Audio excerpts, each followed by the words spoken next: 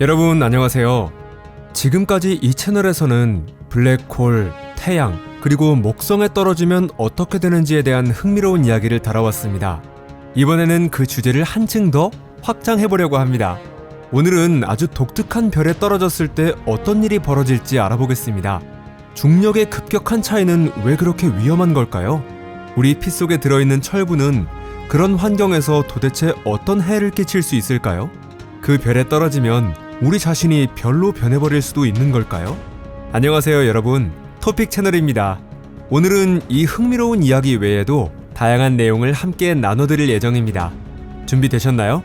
그럼 지금 바로 시작하겠습니다.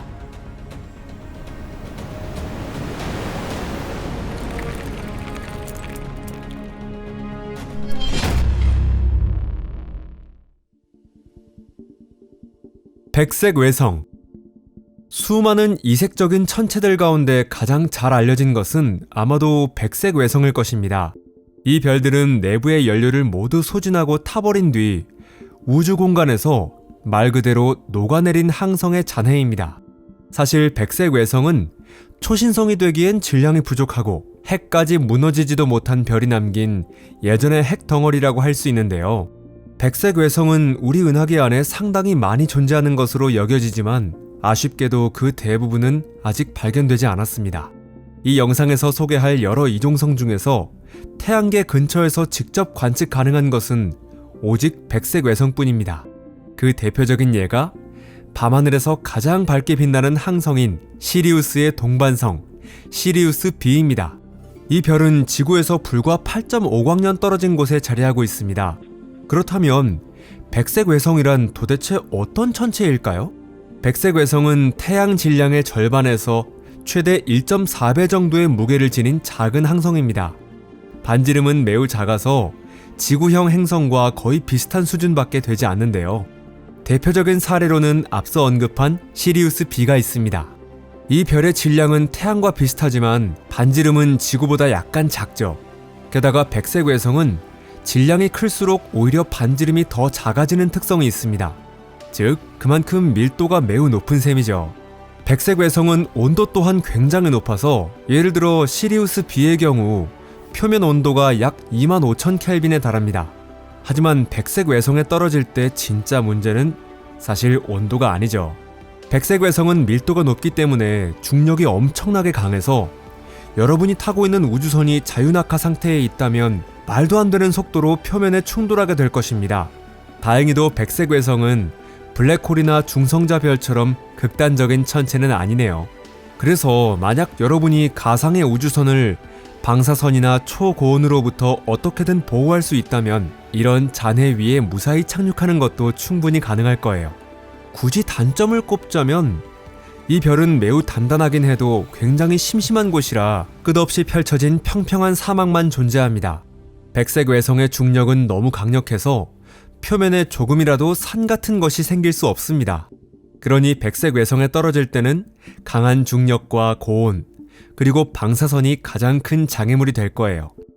유감스럽게도 현재의 기술로는 이 모든 영향을 완전히 차단하는 것은 아직 불가능한데요. 하지만 언젠가는 그 기술이 개발되어 누군가가 백색 외성의 표면을 직접 걸었다고 말하는 날이 올지도 모릅니다. 펄서.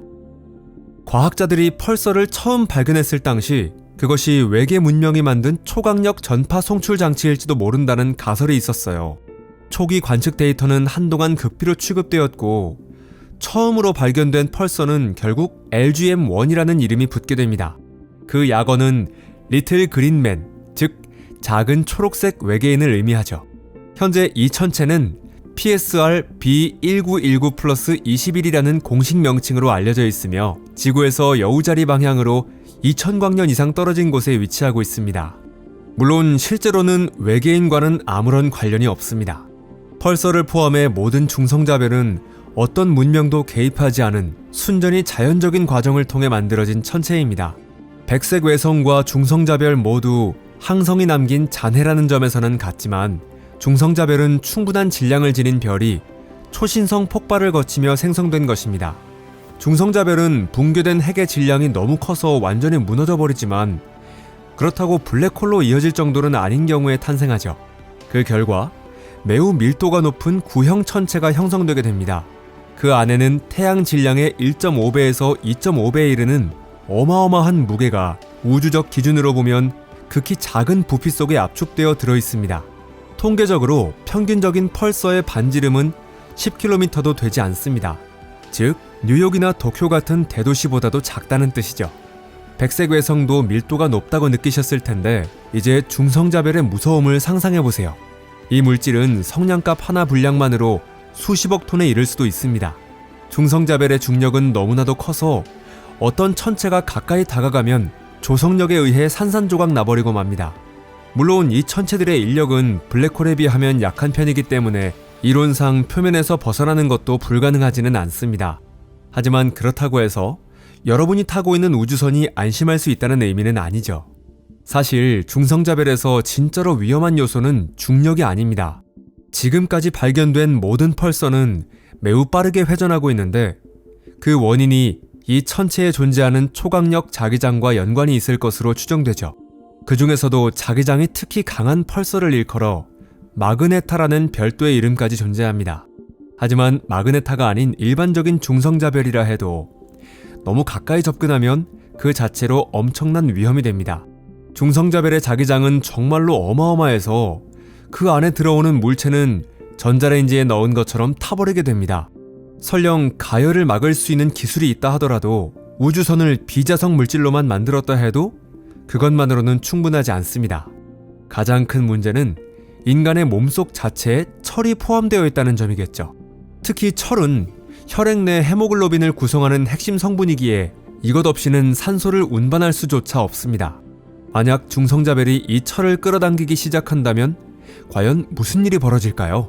게다가 초강력 자기장은 원자 구조에 직접 영향을 미쳐 전자 껍질을 찌그러뜨리고 분자 결합을 깨버립니다. 그 결과 인체를 포함한 모든 물질은 자기장의 선을 따라 강제로 늘어나며 원자 단위로 분해돼 산산조각이 나게 됩니다. 즉, 이런 천체에 떨어진다면 뭔가가 시작되기도 전에 너무나도 비극적인 결말을 맞이하게 되는 것이죠. 왜냐하면 자기장은 중력이 직접적으로 미치는 범위보다 훨씬 더 넓은 범위까지 영향을 미치기 때문입니다. 스트레인지 스타. 마지막으로 우리가 상상할 수 있는 천체 중 아마 가장 기묘하고 독특한 종류의 별을 소개해드리겠습니다. 그것은 바로 스트레인지 스타라고 불리는 가설상의 천체로 스트레인지 물질로 이루어져 있다고 여겨집니다. 스트레인지 물질이란 업 쿼크와 다운 쿼크뿐만 아니라 스트레인지 쿼크까지 포함되어 있다고 추정되는 물질의 가상의 상태인데요. 지금까지 이 스트레인지 스타는 단 하나도 실제로 발견된 적이 없습니다. 하지만 과학자들은 그것들이 빅뱅 직후 초기 우주에서 형성되어 지금까지 살아남아 있을 가능성이 있다고 보고 있죠. 결국 우리가 자세히 관측할 수 있는 영역은 관측 가능한 우주 전체 중에서도 아주 일부분에 지나지 않기 때문입니다. 그럼에도 불구하고 우리는 지금 이 순간에도 새로운 그리고 이색적인 존재들을 계속해서 발견하고 있죠. 스트레인지 물질은 원자로 이루어진 것이 아니라 스트레인지 렛이라고 불리는 가상의 입자로 구성되어 있다고 여겨집니다. 어쩌면 스트레인지 스타는 펄서가 하나의 거대한 원자와도 같은 존재라면 이쪽은 하나의 거대한 스트레인지 렛이거나 아니면 전자가스로 둘러싸인 스트레인지 렛 덩어리들의 집합체일지도 모릅니다. 크기 면에서도 스트레인지 스타는 백색 외성이나 일반적인 항성에 버금가는 규모일 가능성도 있습니다. 그런데 이 천체에서 가장 무서운 점은 스트레인지 렛이 일반 물질과 충돌할 경우 그것을 스트레인지 물질로 바꿔버릴 가능성이 있다는 것이죠. 그 과정에서 강력한 폭발이 일어나고 새로운 스트레인지 렛들이 우주 전역에 퍼져나가게 됩니다. 순전히 이론적인 이야기지만 이런 연쇄 반응이 일어난다면 우리가 관측 가능한 우주 전체가 붕괴되고 그 안의 모든 행성, 별, 그리고 성간가스까지 전부 스트레인지 물질로 변질될 수도 있습니다. 다행히도 아직까지 그런 일이 일어나지 않았기 때문에 아예 스트레인지 스타 자체가 존재하지 않거나 우주 어딘가에 그런 사태를 막는 방어 기작이 작동하고 있을지도 모릅니다. 하지만 안타깝게도 여러분의 몸에는 그런 방어 장치가 없을 가능성이 높죠. 게다가 어떤 별이든 자신이 가진 물질 일부를 최소한 방사선 형태로 우주 공간에 끊임없이 방출하고 있습니다. 그렇기 때문에 이런 별에 너무 가까이 다가가면 여러분의 우주선은 쿼크 반응이 일으키는 눈부신 섬광 속에서 흔적도 없이 사라지게 되겠죠. 그리고 남은 조각들은 새로운 스트레인지렛이 되어 우주 저편으로 흩날리게 될 거예요. 어떤 의미에서는 여러분 자신이 스트레인지 스타가 되는 것입니다. 좀 더 정확히 말하면 그 별을 이루는 스트레인지 물질의 일부가 되는 셈이겠죠? 자, 여기까지 이야기했을 때 여러분은 어떤 결론을 내릴 수 있을까요? 만약 여러분이 우주를 여행하다 어떤 별에 예상치 못하게 접근하게 된다면 설령 그 별이 평범해 보인다 하더라도 가능한 한 빨리 진로를 바꾸는 편이 좋습니다. 그 별에 부딪히게 되면 결코 무사할 수 없기 때문입니다. 특히나 펄서 같은 천체에는 절대 가까이 가지 않는 것을 강력히 추천드립니다. 오늘 영상이 흥미로우셨다면 좋아요와 SNS 공유도 꼭 부탁드려요. 시청해주셔서 감사합니다. 그럼 또 만나요. 안녕히 계세요.